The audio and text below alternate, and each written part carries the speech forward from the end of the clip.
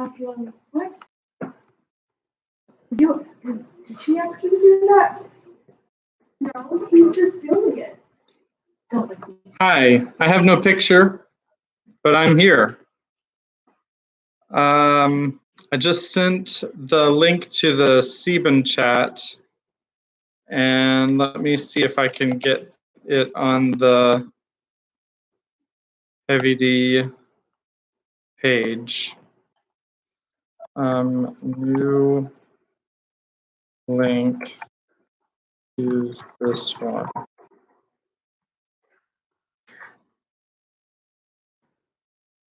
So our goal today is to finish Prince Caspian. Is the picture on yet? No picture. So I have no picture, which is probably better because nobody really wants to see me anyway. Okay. I hear you. I just can't see you. So Rebecca can hear me. So that's at least something. Now I'm less self-conscious about touching my face, which is good. I don't know why the camera's not working. I do have the little light for the camera, but it's not working. So we're going to start with.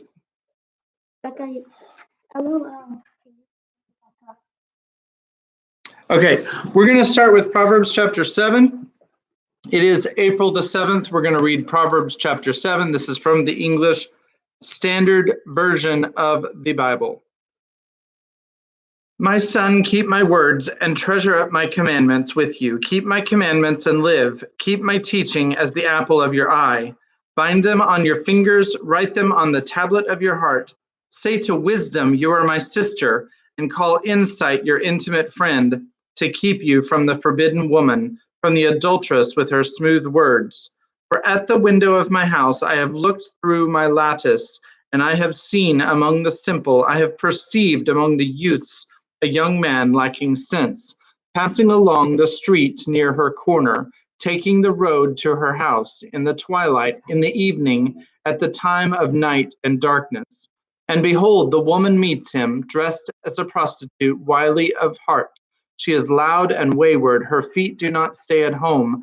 Now in the street, now in the market, and at every corner she lies in wait. She seizes and kisses him, and with bold face she says to him, I had to offer sacrifices, and today I have paid my vows. So now I have come out to meet you, to seek you eagerly, and I have found you. I have spread my couch with coverings, colored linens from Egyptian linen.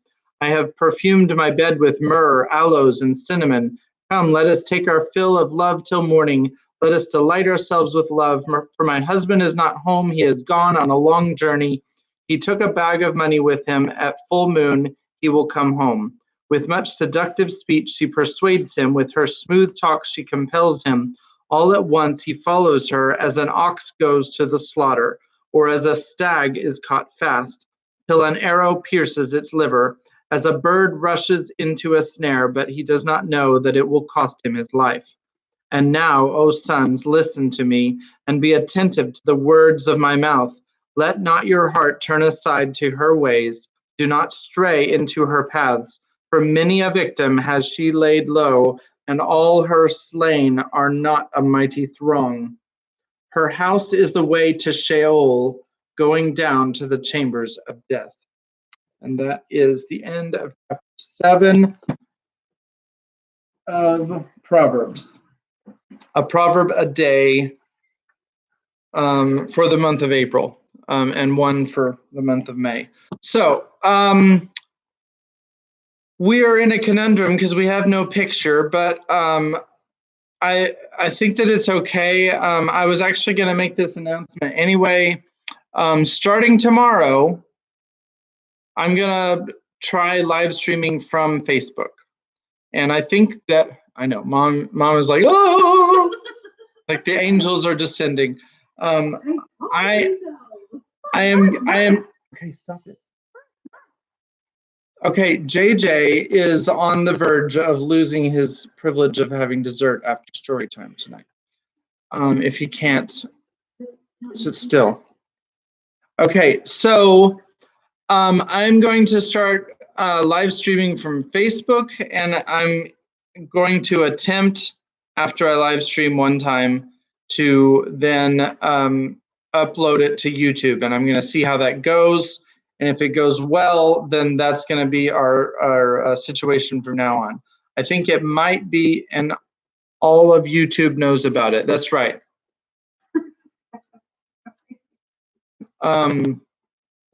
So anyway, I just wanted to let you know that so that it's not a surprise 2 minutes before when you're looking for my YouTube live stream. It will be on Facebook. Okay, so I rambled too much. Now Kimberly is ready for her synopsis. So here she comes. Ready? Okay, so in the last chapter, let's see. So the kids, Peter, Susan, Edmund, and Lucy, and Trumpkin, right? Yeah, and Trumpkin. They follow Aslan, and so they find their way to the stone table, or as it's known now, Aslan's Aslan's house. So and then after that, the girls stay back with Aslan, and he gathers all the trees, and they have a bunch of fun and stuff. And Peter, Edmund, and Trumpkin, they go over to the stone table to talk with Caspian, and they hear people talking, so they decide to listen. And the other dwarf, Nickabrick, right? Nickabrick was one. Okay. The other dwarf, Nickabrick, he decides to bring a werewolf and a hag over to try to say, "Oh, hey, let's bring back the White Witch." Because she was really awesome. No, and everybody started fighting each other, and all three of the bad things died, including Nickabrick. And then Peter, Edmund, and Trumpkin reveal themselves. And then they're like, "Oh, hey, you're the sons of Adam?" And that's about where we are, right? Pretty much. There was a little bit more. Okay, so now we're at chapter 13. I know you can't see me, but the microphone is apparently pointed in this direction. So I'm going to go ahead and turn it so that I'm reading toward you. But since I don't have to look up to feel like I'm, I look up like about once every 5 minutes usually while I'm reading. I won't be doing that. So hopefully that has better continuity. Also, there was something else that I was thinking of that I wanted to say, but I don't remember. Okay, chapter 13.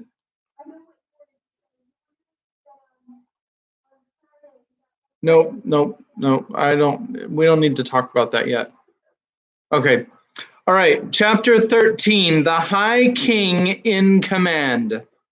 Now, said Peter as they finished their meal. I guess they ate too, huh? Yeah.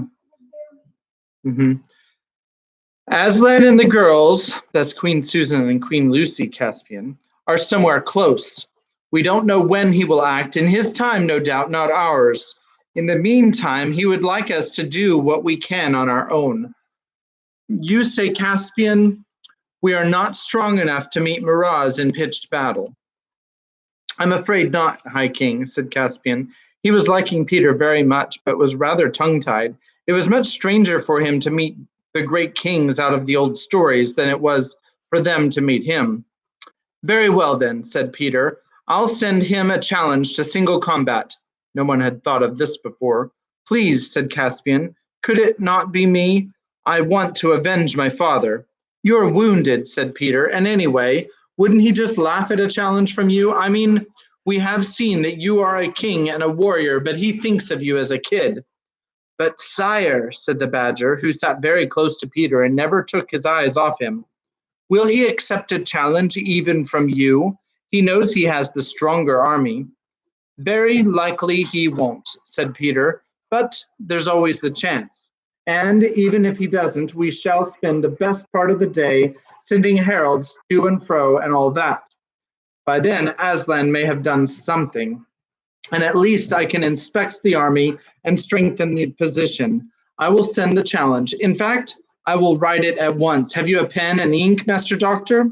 A scholar is never without them, Your Majesty, answered Dr. Cornelius. Very well, I will dictate, said Peter. And while the doctor spread out a parchment and opened his inkhorn and sharpened his pen, Peter leant back with half-closed eyes and recalled to his mind the language in which he had written such things long ago in Narnia's golden age. Right, he said at last. And now, if you're ready, Doctor? Dr. Cornelius dipped his pen and waited. Peter dictated as follows. Peter, by the gift of Aslan, by election, by prescription, and by conquest, High King over all kings in Narnia, Emperor of the Lone Islands, and Lord of Cair Paravel, Knight of the most noble order of the Lion, to Miraz, son of Caspian the Eighth, sometime Lord Protector of Narnia, and now styling himself King of Narnia, greeting. Have you got that? Narnia, greeting, muttered the doctor. Yes, sire. Then begin a new paragraph, said Peter. For to prevent the effusion of blood and for the avoiding of all other inconveniences likely to grow from the wars now levied in our realm of Narnia, it is our pleasure to adventure our royal person on behalf of our trusty and well-beloved Caspian in clean wager of battle to prove upon your lordship's body that the said Caspian is lawful king under us in Narnia, both by our gift and by the laws of the Telemarines, and your lordship twice guilty of treachery, both in withholding the dominion of Narnia and from the said Caspian, and in the most abominable, don't forget to spell it with an H, Doctor, bloody and unnatural murder of your kindly lord and brother King Caspian the Ninth of that name. Wherefore we most heartily provoke challenge and defy your lordship to the said combat and monarchy, and have sent these letters by the hand of our well-beloved and royal brother Edmund, sometime king under us in Narnia, Duke of the Lantern Waste and Count of the Western March, Knight of the Noble Order of the Table, to whom we have given full power of determining with your lordship all the conditions of the said battle, given at our lodging in Aslan's Howe this 12th day of the month, green roof, in our first year of Caspian, 10th of Narnia. That ought to do, said Peter, drawing a deep breath. And now we must send 2 others with King Edmund. I think the giant ought to be one. He's not very clever, you know, said Caspian. Of course not, said Peter, but any giant looks impressive, if only he will keep quiet, and it will cheer him up. But who for the other? Upon my word, said Trumpkin, if you want someone who can kill with looks, Reepicheep would be best. He would indeed, from all I hear, said Peter with a laugh. If only he wasn't so small, they wouldn't even see him till he was close. Send Glenstorm, sire, said Truffle Hunter. No one ever laughed at a centaur. An hour later, 2 great lords in the army of Miraz, the Lord Glozzel and the Lord Caspian, strolling along their lines and picking their teeth after breakfast, looked up and saw coming down to them from the wood the centaur and the giant Wimbleweather, whom they had seen before in battle, and between them a figure they could not recognize, nor indeed would the other boys at Edmund's school have recognized him if they could have seen him at that moment, for Aslan had breathed on him at their meeting, and a kind of greatness hung about him. What's to do? Said the Lord Glozell. An attack? A parley, rather, said Caspian. See, they carry green branches. They are coming to surrender, most likely. He that is walking between the centaur and the giant has no look of surrender in his face, said Glozl. Who can he be? It is not the boy Caspian. No, indeed, said Caspian. This is a fell warrior, I warrant you. Wherever the rebels have got him from, he is, in your lordship's private ear, a kinglier man than ever Miraz was. And what mail he wears, none of our smiths can make the like. I'll wager my dappled pommel he brings a challenge, not a surrender, said Glozl. How then, said Caspian, we hold the enemy in our fist here. Miraz would never be so harebrained as to throw away his advantage on a combat. He might be brought to it, said Glozl in a much lower voice. Softly, said Caspian. Step a little aside here, out of earshot of those sentries. Now, have I taken your lordship's meaning aright? If the king undertook wager of battle, whispered Glozl, why either he would kill or be killed. So, said Caspian, nodding his head, and if he killed, we should have won this war. Certainly, and if not, why, if not, we should be able to win it without the king's grace, as with him, for I need not tell your lordship that Miraz is no very great captain, and after that we should be both victorious and kingless. And it is your meaning, my lord, that you and I could hold this land quite as conveniently without a king as with one? Glozl's face grew ugly, not forgetting, said he, that it was we who first put him on the throne, and in all the years that he has enjoyed it, what fruits have come our way, what gratitude has he shown us. Say no more, answered Caspian. But look here he comes, one to fetch us to the king's tent. Or here comes one to fetch us to the king's tent. When they reached Miraz's tent, they saw Edmund and his two companions seated outside it and being entertained with cakes and wine, having already delivered the challenge and withdrawn with the king while the king was considering it. When they saw them thus at close quarters, the two Telmarine lords thought all three of them very alarming. Inside, they found Miraz unarmed and finishing his breakfast. His face was flushed, and there was a scowl on his brow.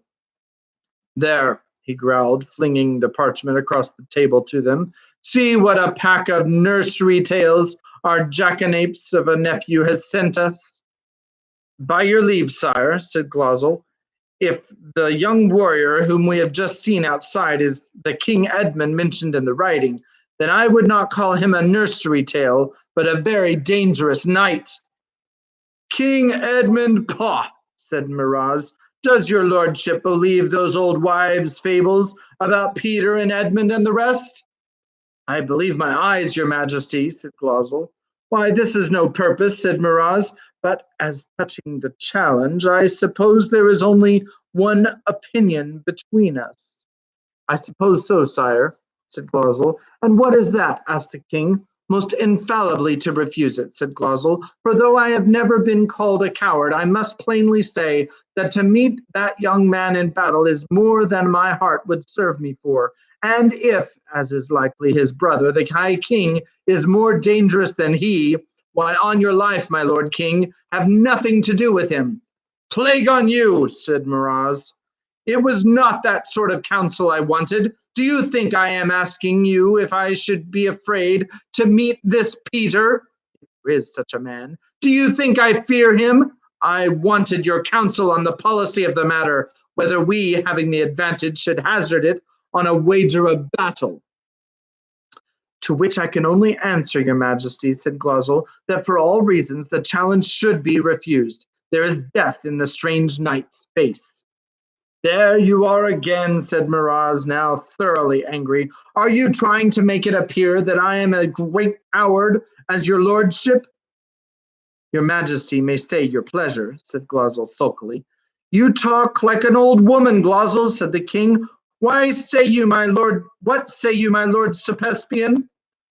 Do not touch it, sire, was the reply. And what your majesty says of the policy of the thing, comes in very happily. He gives your majesty excellent grounds for a refusal without any cause for questioning your majesty's honor or courage. Great heaven! Exclaimed Mirage, jumping up to his feet. Are you also bewitched today? Do you think I am looking for grounds to refuse it? You might as well call me a coward to my face. The conversation was going exactly as the two lords wished, so they said nothing. I see what it is, said Miraz after staring at them as if his eyes would start out of his head. You are as lily-livered as hares yourselves, and have the effrontery to imagine my heart after the likeness of yours. Grounds for refusal indeed. Excuses for not fighting. Are you soldiers? Are you telemarines? Are you men? And if I do refuse it, as all good reasons of captaincy and martial policy urge me to do, you will think and teach others to think I was afraid. Is it not so? No man of your majesty's age, said Glosel, would be called coward by any wise soldier for refusing the combat with a great warrior in the flower of his youth. So I'm to be a dotard with one foot in the grave as well as a dastard, roared Miraz. I'll tell you what it is, my lords. With your womanish counsels, ever shying from the true point, which is one of policy, you have done the very opposite of your intent. I had meant to refuse it, but I'll accept it. Do you hear? Accept it.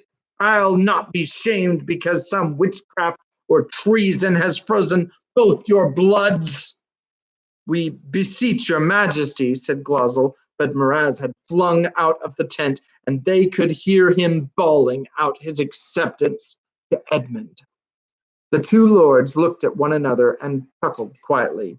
I knew he'd do it if he were properly chafed, said Glosel, but I'll not forget he called me a coward. It shall be paid for.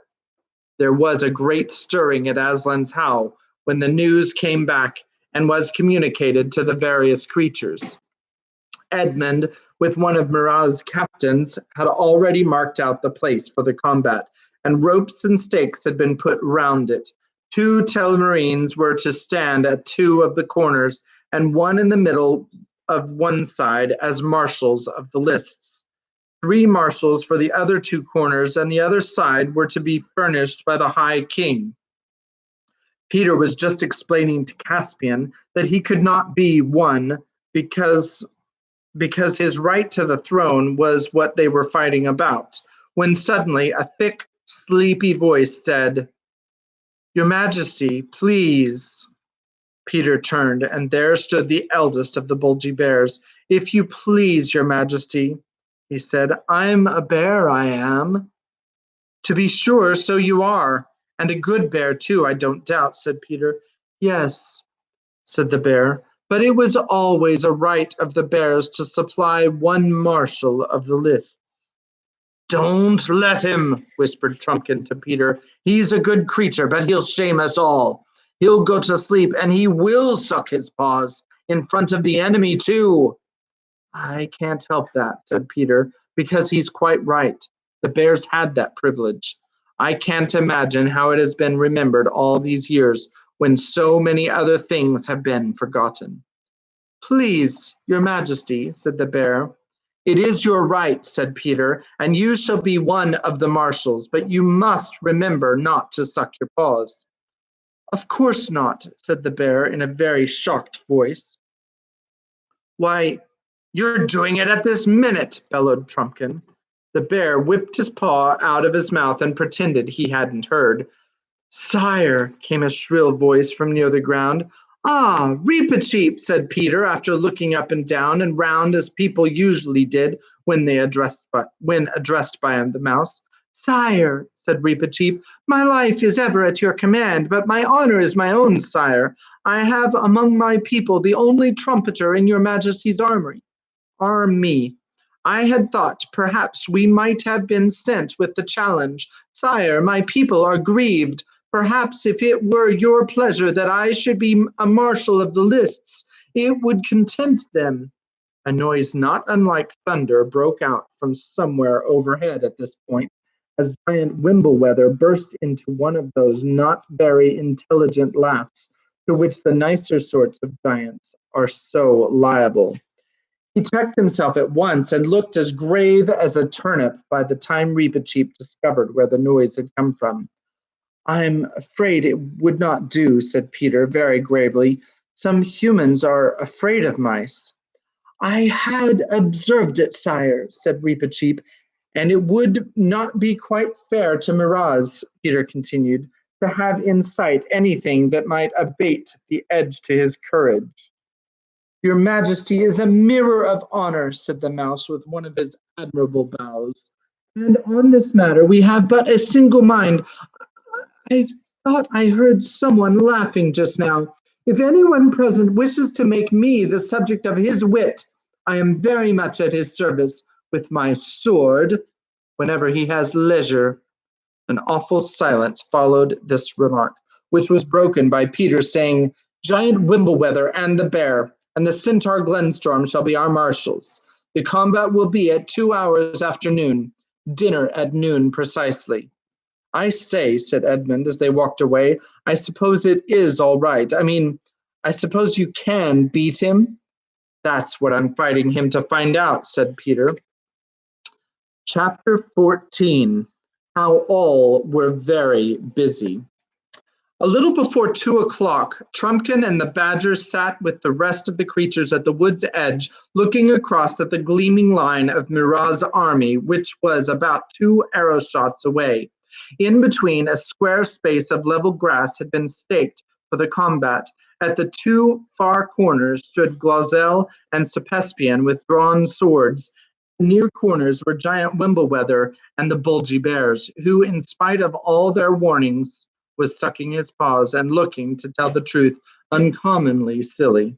To make up for this, Glenstorm on the right of the lists, stock still except when he stamped a hind foot occasionally on the turf, looked much more imposing than the Telmarine Baron who faced him on the left. Peter had just shaken hands with Edmund and the doctor and was now walking down to the combat. It was like the moment before the pistol goes at an important race, but very much worse. "I wish Aslan had turned up before it came to this," said Trumpkin. "So do I," said Truffle Hunter. "But look behind you." "Crows and crockery," muttered the dwarf as soon as he had done so. "What are they? Huge people, beautiful people like gods and goddesses and giants, hundreds and thousands of them closing in behind us. What are they?" "It's the Dryads and the Hamadryads and the Sylvans," said Truffle Hunter. "Aslan has waked them." said the dwarf. "That'll be very useful if the enemy try any treachery, but it won't help the High King very much if Miraz proves handier with his sword." The Badger said nothing, for now Peter and Miraz were entering the lists from opposite ends, both on foot, both in chain shirts with helmets and shields. They advanced till they were close together. Both bowed and seemed to speak, but it was impossible to hear what they said. Next moment the 2 swords flashed in the sunlight. For a second the clash could be heard, but it was immediately drowned because both armies began shouting like crowds at a football match. "Well done, Peter! Oh, well done!" shouted Edmund as he saw Miraz reel back a whole pace and a half. "Follow it up, quick!"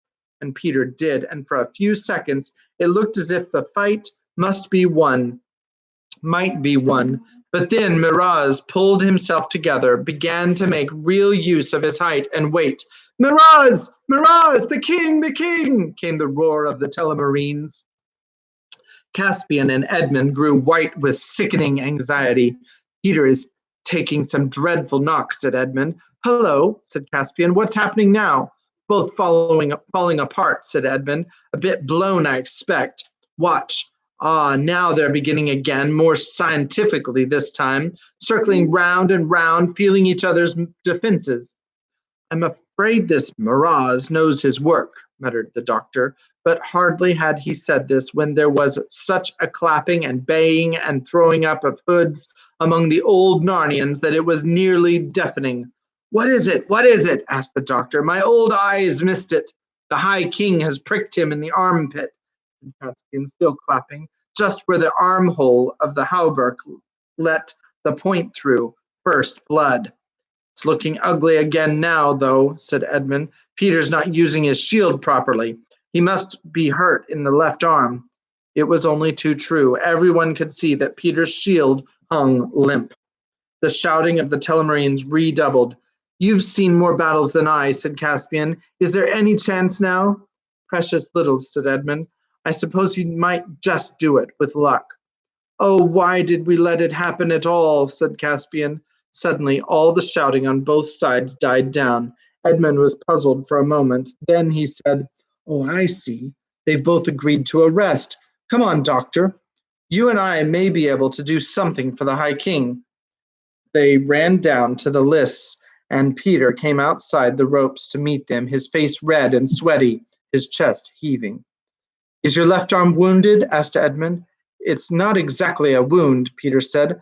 I got the full weight of his shoulder on my shield like a load of bricks, and the rim of the shield drove into my wrist. I don't think it's broken, but it might be a sprain. If you could tie it up very tight, I think I could manage. While they were doing this, Edmund asked anxiously, What do you think of him, Peter? Tough, said Peter, very tough. I have a chance if I can keep him on the hop till his weight and short wind come against him. In this hot sun, too. To tell the truth, I haven't much chance else. Give my love to everyone at home, Ed, if he gets me. Here he comes to the list again. So long, old chap. Goodbye, Doctor. And I say, Ed, say something especially nice to Pumpkin. He's been a brick. Edmund couldn't speak. He walked back with the doctor to his own lines with a sick feeling in his stomach. But the new bout went well. Peter now seemed to be able to make some use of his shield, and he certainly made good use of his feet. He was almost playing Tig with Miraz, keeping out of range, shifting his ground, making the enemy work. Coward, booed the Telmarines. Why don't you stand up to him? Do you like it, eh? Thought you'd come to fight, not dance, yeah? Oh, I do hope he won't listen to them, said Caspian. Not he, said Edmund. You don't know him. Oh, for Miraz had got in a blow at last on Peter's helmet. Peter staggered, slipped sideways, and fell on one knee. The roar of the Telmarines rose like the noise of the sea. Now, Miraz, they yelled. Now, quick, quick, kill him! But indeed there was no need to egg the usurper on. He was on top of Peter already. Edmund bit his lips till the blood came, and the sword flashed down on Peter. It looked as if it would slash off his head. Thank heavens, it had glanced down his right shoulder. The dwarf-wrought mail was sound and did not break. Great Scott! Cried Edmund. He's up again! Peter, go it, Peter! I couldn't see what happened, said the doctor. How did he do it? Grabbed Miraz's arm as it came down, said Trumpkin, dancing with delight. There's a man for you, uses his enemy's arm as a ladder. The High King, up old Narnia!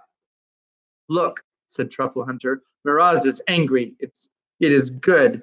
They were certainly at it, hammer and tongs now. Such a flurry of blows that it seemed impossible for either not to be killed. As the excitement grew, the shouting almost died away. The spectators were holding their breath. It was most horrible and most magnificent. A great shout arose from the old Narnians. Miraz was down, not struck by Peter, but face downward, having tripped on a tussock. Peter stepped back, waiting for him to rise. Oh, bother, bother, bother, said Edmund to himself. Need he be so gentlemanly as that? I suppose he must. Comes of being a knight and a high king. I suppose it is what Aslan would like. But that brute will be up again in a minute, and then... But that brute never rose. The Lord Glosel and Caspian had their own plans ready. As soon as they saw their king down, they leapt into the lists, crying, Treachery! Treachery! The Narnian traitor has stabbed him in the back while he lay helpless. To arms! To arms! Telmar! Peter hardly understood what was happening. He saw two big men running toward him with drawn swords. Then the third Telmarine had leapt over the ropes on his left. To arms! Narnia! Treachery! Peter shouted. If all three had set upon him at once, He would never have spoken again, but Glozzel stopped to stab his own king dead where he lay. "That's for your insult this morning," he whispered as his blade went home. Peter swung to face Caspian, slashed his legs from under him, and with the back cut of the same stroke, walloped off his head. Edmund was now at his side, crying, "Narnia! Narnia! The lion!" The whole Telemarine army was rushing toward them, but now the giant was stamping forward, stooping low and swinging his club. The centaurs charged. Twang, twang behind his, hiss, hiss. Overhead came the archery of the dwarfs. Trumpkin was fighting at his left. Full battle was joined. "Come back, Reaper Cheap," shouted Peter. "You'll only be killed." Sorry. "This is no place for mice." The ridiculous little creatures were dancing in and out the feet of both armies, jabbing with their swords. Many a Telemarine warrior that day felt his foot suddenly pierced as if by a dozen skewers, hopped on one leg, cursing the pain, and fell as often as not. If he fell, the mice finished him off. If he did not, someone else did. But almost before the old Narnians were really warmed to their work, they found the enemy giving way. Tough-looking warriors turned white, gazed in terror, not on the old Narnians, but on something behind them, and then flung down their weapons, shrieking, "The wood! The wood! The end of the world!" But soon neither their cries nor the sound of weapons could be heard any more, for both were drowned in the ocean-like roar of the awakened trees as they plunged through the ranks of Peter's army and then on in pursuit of the Telemarines. Have you ever stood at the edge of a great wood on the high ridge when a wild southwester broke over it in full fury on an autumn evening? Imagine that sound, and then imagine that the wood, instead of being fixed to one place, was rushing at you and was no longer trees but huge people, yet still like trees because their long arms waved like branches and their heads tossed and leaves fell round them in showers. It was like that for the Telemarines. It was a little alarming even for the Narnians. In a few minutes, all Murat's followers were running down to the great river in the hope of crossing the bridge to the town of Verona and there defending themselves behind ramparts and closed gates. They reached the river, but there was no bridge. It had disappeared since yesterday. Then utter panic and horror fell upon them, and they all surrendered. But what had happened to the bridge? Early that morning, after a few hours' sleep, the girls had waked to see Aslan standing over them and to hear his voice saying, "We will make holiday." They rubbed their eyes and looked round them. The trees had all gone, but could still be seen moving away toward Aslan's howe in a dark mass. Bacchus and the Maenads, his fierce madcap girls, and Silenus were still with them. Lucy, fully rested, jumped up. Everyone was awake. Everyone was laughing. Flutes were playing, cymbals clashing, animals, not talking animals, were crowding in upon them from every direction. "What is it, Aslan?" said Lucy, her eyes dancing and her feet wanting to dance. "Come, children," said he, "ride on my back again today." "Oh, lovely!" cried Lucy, and both girls climbed onto the warm golden back as they had done no one knew how many years before. Then the whole party moved off, Aslan's leading, Bacchus and his Maenads leaping, rushing, and turning somersaults, the beasts frisking round them, and Silenus and his donkey bringing up the rear. They turned a little to the right, raced down a steep hill, and found the long bridge of Verona in front of them. Before they had begun to cross it, however, up out of the water came a great, wet, bearded head, larger than a man's, crowned with rushes. It looked at Aslan, and out of its mouth a deep voice came. "Hail, Lord," it said. "Loose my chains." "Who on earth is that?" whispered Susan. "I think it's the river god, but hush," said Lucy. "Bacchus," said Aslan, "deliver him from his chains." "That means the bridge, I expect," thought Lucy, and so it did. Bacchus and his people splashed forward into the shallow water, and a minute later the most curious thing began happening. Great strong trunks of ivy came curling up all the piers of the bridge, growing as quickly as a fire grows, wrapping the stones round, splitting, breaking, separating them. The walls of the bridge turned into hedges gay with hawthorn for a moment and then disappeared as the whole thing, with a rush and a rumble, collapsed into the swirling water. With much splashing, screaming, and laughter, the revelers waded or swam or danced across the ford. "Hurrah! It's the ford of Verona again now!" cried the girls, and up the bank on the far side and into the town. Everyone in the streets fled before their faces. The first house they came to was a school, a girls' school, where a lot of Narnian girls with their hair done very tight and ugly tight collars round their necks and thick pickly stockings on their legs were having a history lesson. The sort of history that was taught in Narnia under Mira's rule was duller than the truest history you ever read, and less true than the most exciting adventure story. "If you don't attend, Gwendolen," said the mistress, "and stop looking out of the window, I shall have to give you an order mark." "But please, Miss Prizzle," began Gwendolen. "Did you hear what I said, Gwendolen?" asked Miss Prizzle. "But please, Miss Prizzle," said Gwendolen, "there's a lion." "Take 2 order marks for talking nonsense," said Miss Prizzle. "And now—" A roar interrupted her. Ivy came curling in at the windows of the classroom. The walls became a mass of shimmering green, and leafy branches arched overhead where the ceiling had been. Miss Prizzle found she was standing on grass in a forest glade. She clutched at her desk to steady herself and found that the desk was a rose bush. Wild people such as she had never imagined were crowding round her. Then she saw the lion, screamed, and fled. And with her fled her class, who were mostly dumpy, prim little girls with fat legs. Gwendolen hesitated. "You'll stay with us, sweetheart," said Aslan. "Oh, may I? Thank you," said Gwendolen. Instantly she joined hands with the 2 of the Maenads, who whirled her round in a merry dance and helped her take off some of the unnecessary and uncomfortable clothes that she was wearing.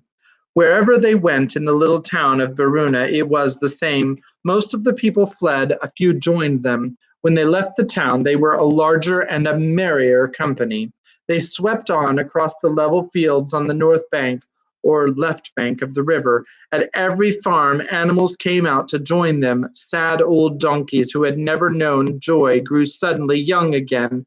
Chained dogs broke their chains. Horses kicked their carts to pieces and came trotting along with them, plop, plop, kicking up the mud and whinnying. At a well in the yard, they met a man who was beating a boy. The stick burst into flower in the man's hand. He tried to drop it, but it stuck to his hand. His arm became a branch, his body the trunk of a tree. His feet took root. The boy, who had been crying a moment before, burst out laughing and joined them.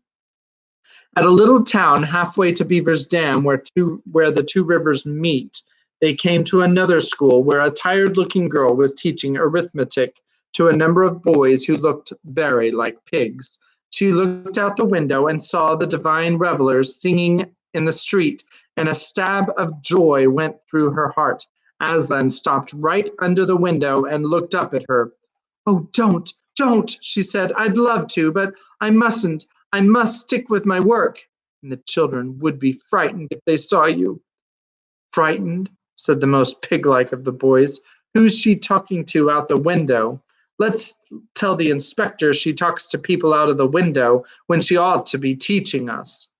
"Let's go and see who it is," said another boy, and they all came crowding to the window. But as soon as their mean little faces looked out, Bacchus gave a great cry of "Ewan! Oi, oi, oi, oi!" And the boys all began howling with fright and trampling one another down to get out of the door and jumping out of the windows. And it was said afterward, whether truly or not, that those particular little boys were never seen again, but that there were a lot of very fine little pigs in that part of the country which had never been there before. Now, dear heart, said Aslan to the mistress, and she jumped down and joined them. At Beaver's Dam, they rescued the river. Sorry, they recrossed the river. I don't know how that turned into rescued. At Beaver's Dam, they recrossed the river and came east again along the southern bank. They came to a little cottage where a child stood in the doorway crying. Why are you crying, my love? Asked Aslan. The child, who had never seen a picture of a lion, was not afraid of him. Auntie's very ill, she said. She's going to die. Then Aslan went to go in at the door of the cottage, but it was too small for him. So when he had got his head through, he pushed with his shoulders. Lucy and Susan fell off when he did this, and lifted the whole house up, and it fell backward and apart. And there, still in her bed, though the bed was now in the open air, lay a little old woman who looked as if she had dwarf blood in her.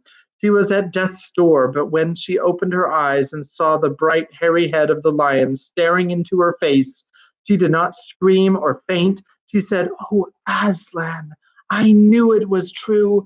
I've been waiting for this all my life. Have you come to take me away? Yes, dearest, said Aslan, but not the long journey yet.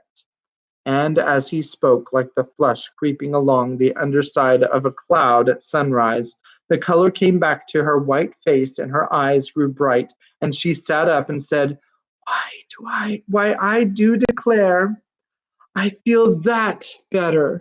I think I could have take a little breakfast this morning.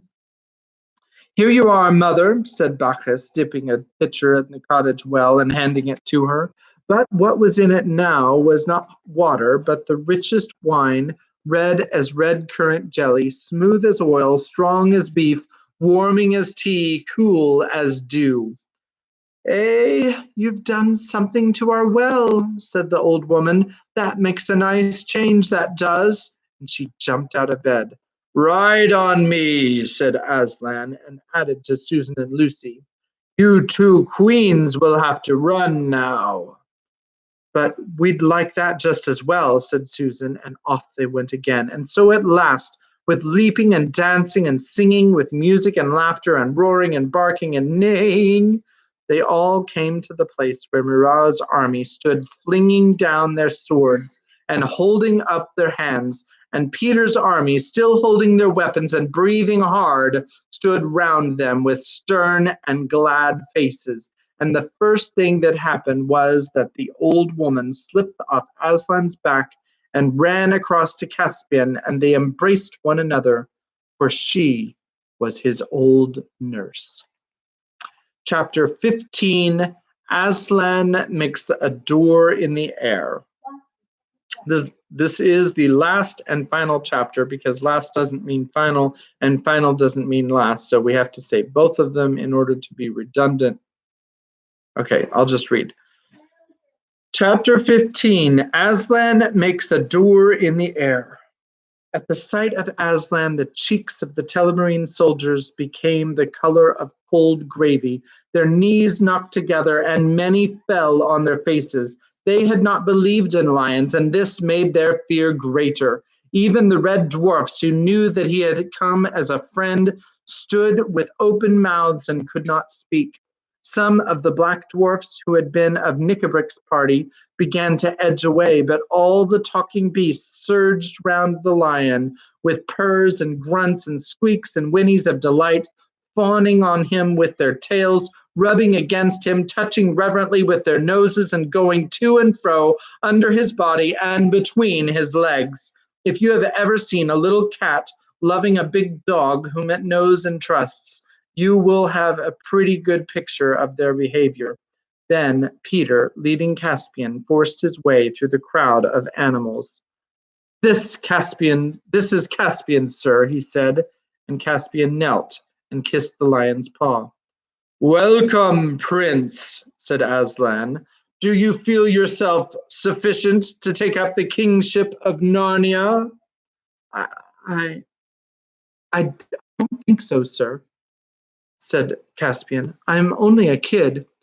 Good, said Aslan. If you had felt yourself sufficient, it would have been a proof that you were not.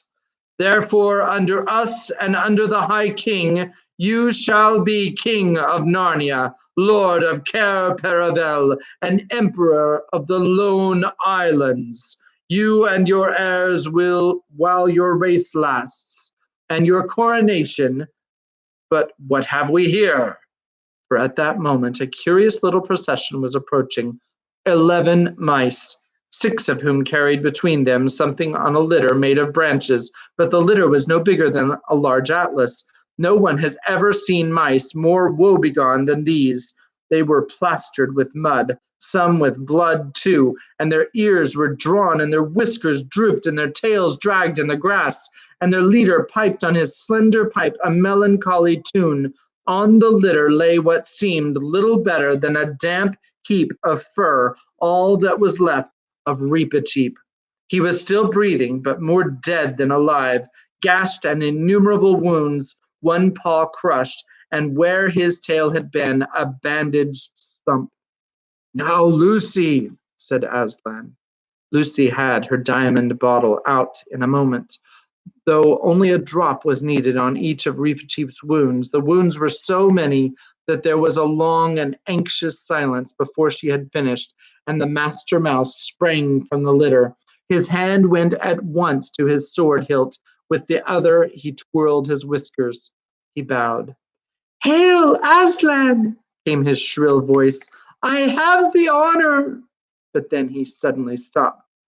The fact was that he still had no tail, whether that Lucy had forgotten it, or that her cordial, though it could heal wounds, could not make things grow again. Reepicheep became aware of his loss, as made his bow. Perhaps it altered something in his balance.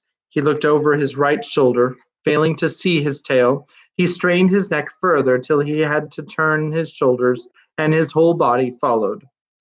But by that time his hindquarters had turned too and were out of sight. Then he strained his neck, looking over his shoulder again, with the same result. Only after he had turned completely round 3 times did he realize the dreadful truth. "I am confounded," said Reepicheep to Aslan. "I am completely out of countenance. I must crave your indulgence for appearing in this unseemly fashion." "It becomes you very well, small one," said Aslan. "All the same," replied Reepicheep, "if anything could be done, perhaps Her Majesty—" and here he bowed to Lucy. "But what do you want with a tail?" asked Aslan. "Sir," said the mouse, "I can eat and sleep and die for my king without one, but a tail is the honor and glory of a mouse." "I have sometimes wondered, friend," said Aslan, "whether you do not think too much about your honor." "Highest of all kings," said Reepicheep, "permit me to remind you that a very small size has been bestowed upon us mice, and if we did not guard our dignity, some, who weigh worth by inches, would allow themselves very unsuitable pleasantries at our expense. That is why I have been at some pains to make it known that no one who does not wish to feel the sword as near as his heart as I can reach shall talk in my presence about traps or toasted cheese or candles. No, sir, not the tallest fool in Narnia." Here he glared very fiercely up at Wimbleweather, but the giant, who was always a stage behind everyone else, had not yet discovered what was being talked about down at his feet, and so he missed the point. "Why have your followers all drawn their swords, may I ask?" said Aslan. "May it please your high majesty," said the second mouse, whose name was Peepacheek, "we are all waiting to cut off our own tails if our chief must go without his. We will not bear the shame of wearing an honor which is denied to the high mouse." "Ah," roared Aslan, "you have conquered me. You have great hearts, not for the sake of your dignity, Reepicheep, but for the love that is between you and your people, and still more for the kindness your people showed me long ago when you ate away the cords that bound me on the stone table. And it was then, though you have long forgotten it, that you began to be talking mice. You shall have your tale again." Before Aslan had finished speaking, the new tale was in its place. Then, at Aslan's command, Peter bestowed the knighthood of the Order of the Lion on Caspian.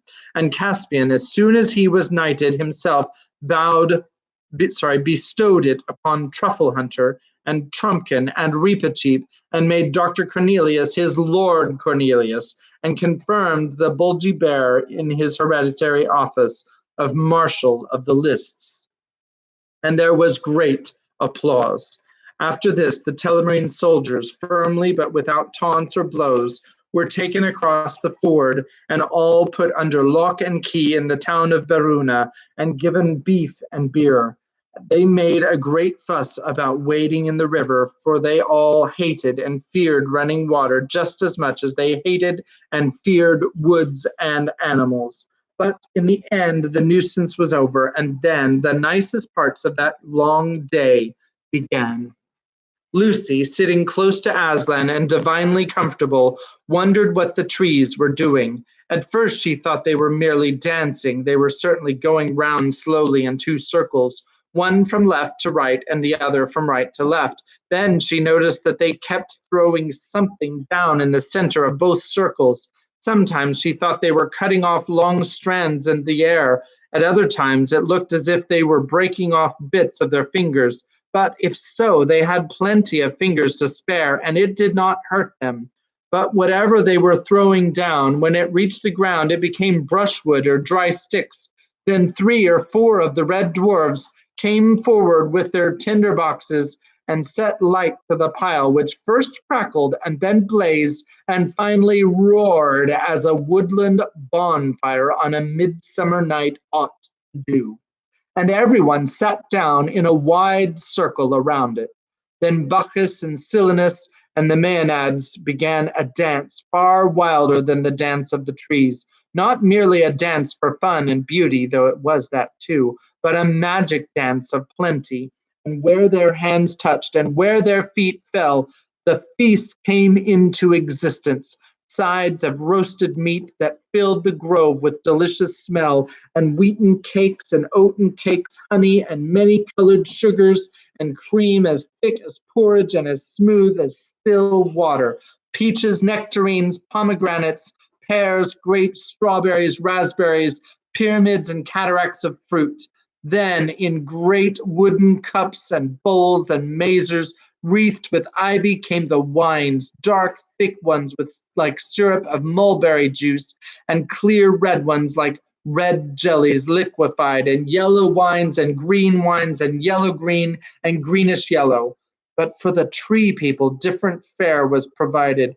When Lucy saw Clodsley's shovel and his moles scuffling up the turf in various places, which Bacchus had pointed out to them, and realized that the trees were going to eat earth, it gave her rather a shudder. But when she saw the earths that were actually brought to them, she felt quite different. Then they actually began with a rich brown loam that looked almost exactly like chocolate, so like chocolate, in fact, that Edmund tried a piece of it, but he did not find it at all nice. When the rich loam had taken the edge off their hunger, the trees turned to an earth of the kind you see in Somerset, which is almost pink. They said it was lighter and sweeter. The cheese stage, they had a chalky soil, and then went on to delicate confections of the finest gravels powdered with choice silver sand. They drank very little wine, and it made the hollies very talkative.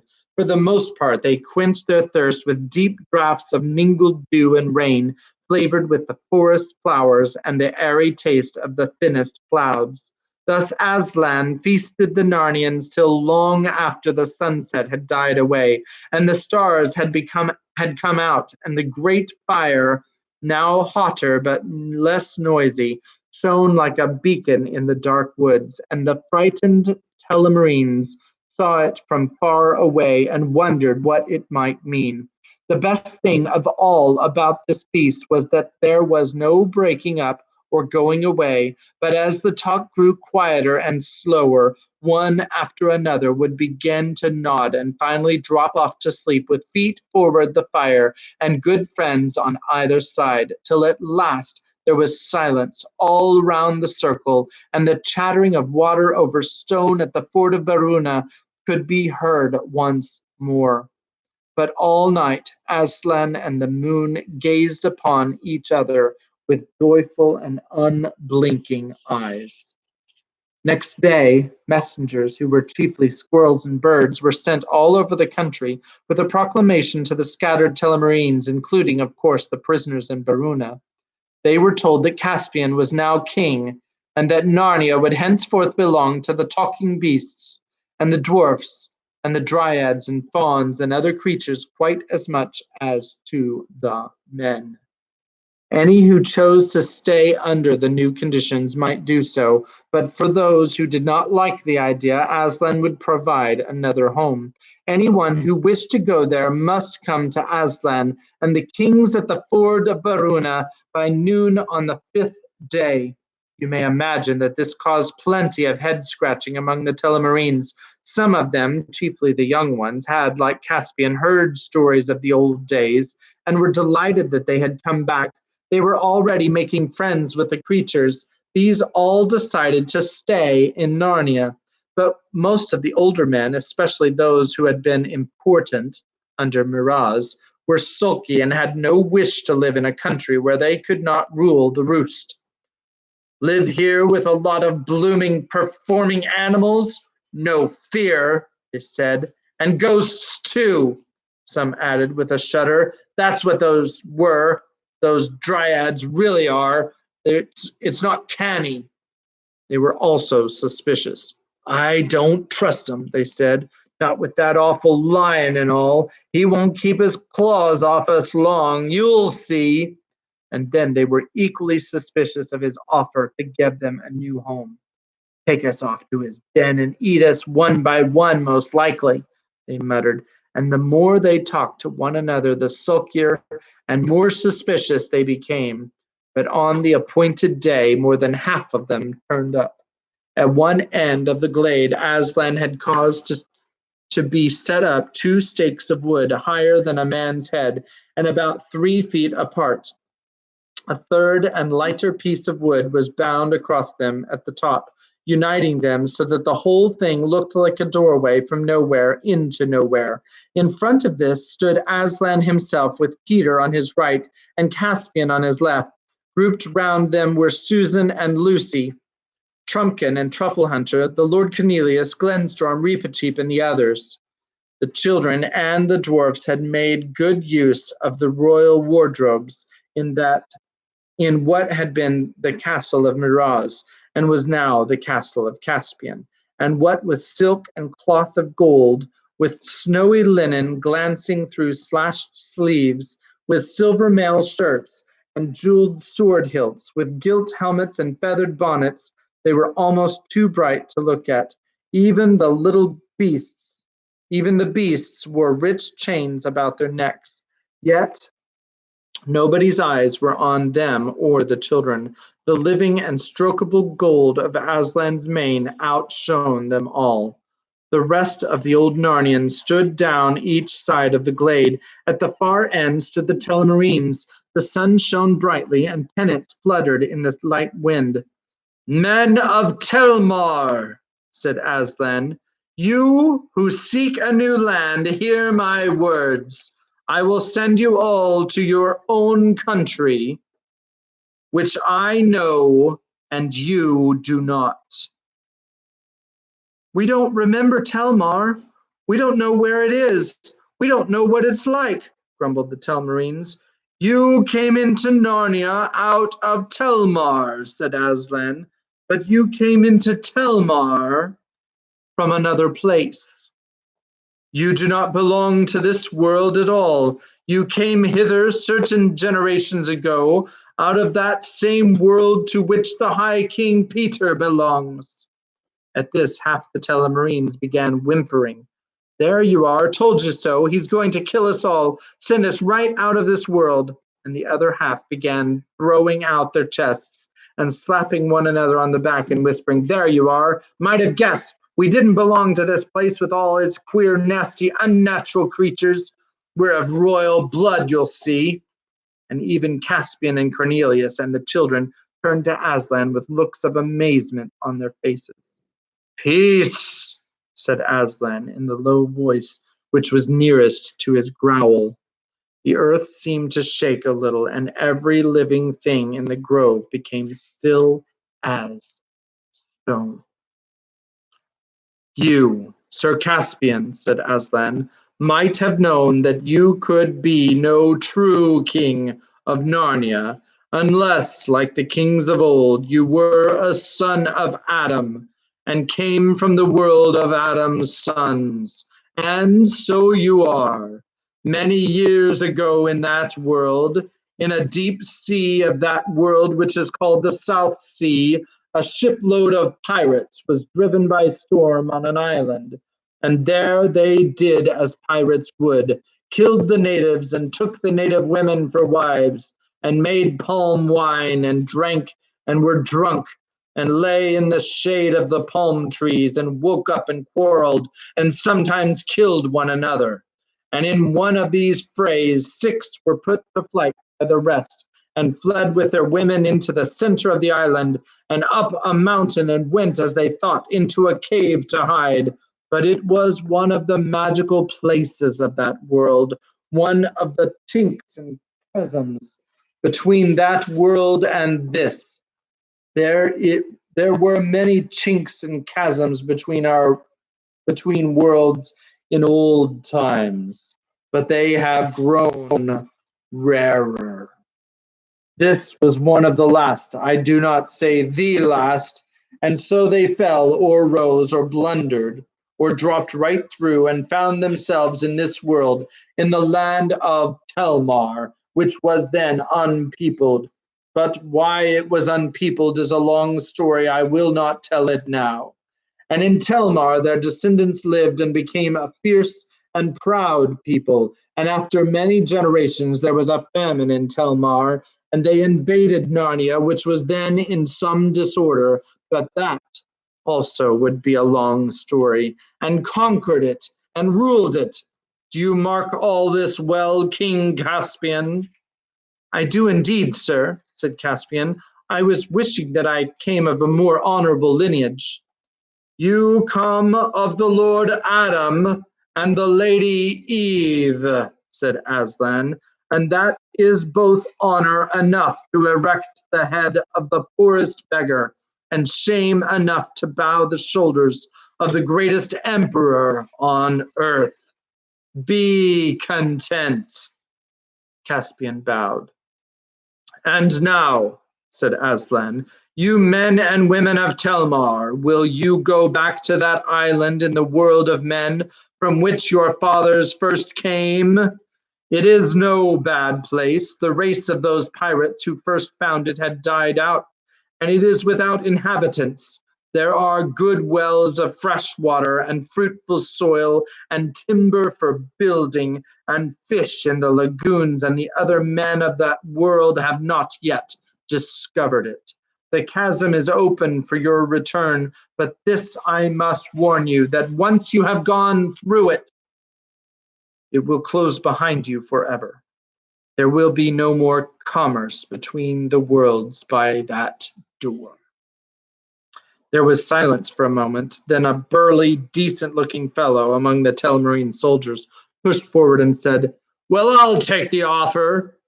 "It is well chosen," said Aslan, "and because you have spoken first, strong magic is upon you. Your future in that world shall be good. Come forth." The man now came, a little pale, forward. Aslan and his court drew aside, leaving him free access to the empty doorway of the stakes. "Go through it, my son," said Aslan, bending toward him and touching the man's nose with his own. As soon as the lion's breath came about him, a new look came into the man's eyes, startled but not unhappy, as if he were trying to remember something. Then he squared his shoulders and walked into the door. Everyone's eyes were fixed on him. They saw the three pieces of wood, and through them the trees and grass and sky and Narnia. They saw the man between the doorposts. Then, in 1 second, he had vanished utterly. From the other end of the glade, the remaining Telmarines set up a wailing, "Ugh! What's happened to him? Did you murder him? We won't go that way." And then one of the clever Telmarines said, "We don't see any other world through those sticks. If you want us to believe on it, why doesn't one of you go? And your friends are keeping well away from the sticks." Instantly, Reepicheep stood forward and bowed. "If my example can be of any service, Aslan," he said, "I will take 11 mice through that arch at your bidding without a moment's delay." "Nay, little one," said Aslan, laying his velvety paw ever so lightly on Reepicheep's head. "They would do dreadful things to you in that world. They would show you at fairs. It is others who must lead." "Come on," said Peter suddenly to Edmund and Lucy. "Our time's up." "What do you mean?" said Edmund. "This way," said Susan, who seemed to know all about it. "Back into the trees. We've got to change." "Change what?" asked Lucy. "Our clothes, of course," said Susan. "Nice fools we'll look like on the platform at English Station in these." "But our other things are at Caspian's castle," said Edmund. "No, they're not," said Peter, still leading the way into the thickest wood. "They're all here. They were brought down in bundles this morning. It's all arranged." "Was that what Aslan was talking to you and Susan about this morning?" asked Lucy.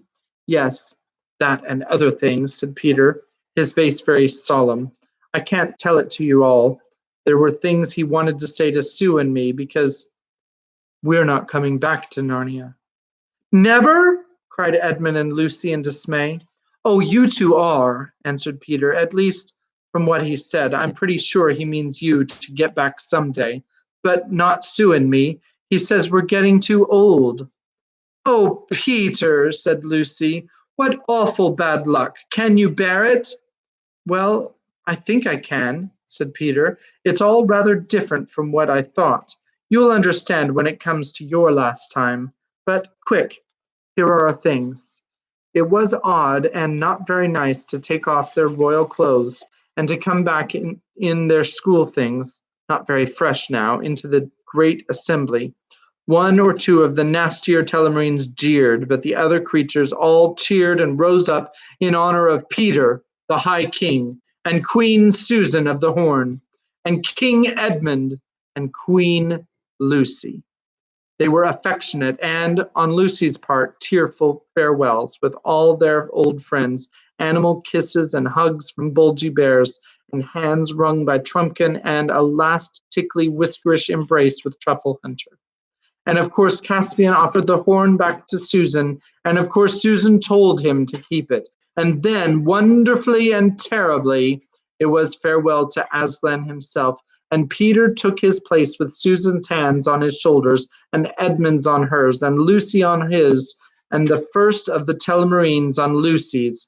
And so, in a long line, they moved forward to the door.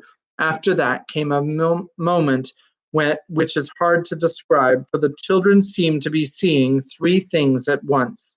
One was the mouth of a cave opening into the glaring green and blue of an island in the Pacific, where all the Telmarines would find themselves the moment they were through the door. The second was a glade in Narnia, the faces of dwarves and beasts, the deep eyes of Aslan, and the white patches of the badger's cheeks.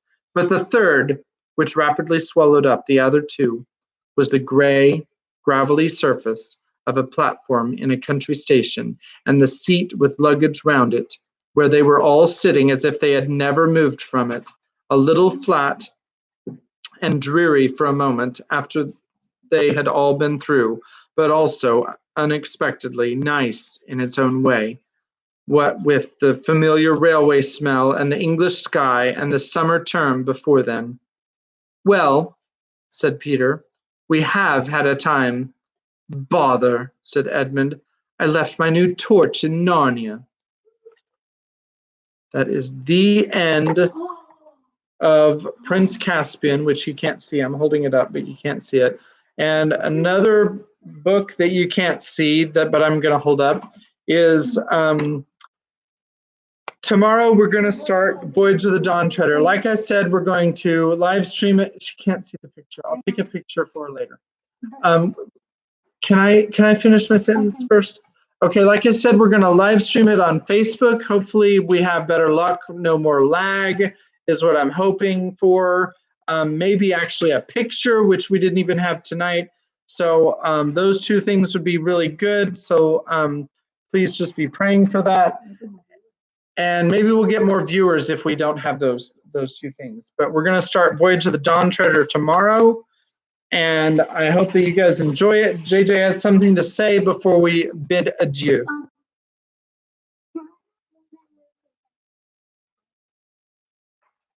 Oh, the drawing thing. I don't know if I said it last night, but Rebecca has submitted a picture, and we've put that on the little icon. And I'm thinking about adding Kimberly's flower to the background photo. But maybe there's a way that we can include JJ's also. So we'll see how we're able to do that. Okay, JJ has 2 contenders, so we'll take pictures of those. Looks like he's got some ninjas and some double swords. X swords. Okay, so I hope everybody's enjoying this. God bless you guys. Have a good night. I'm sorry about the picture tonight. Hopefully it'll be better tomorrow. All right, God bless you. And ending. Everybody says bye.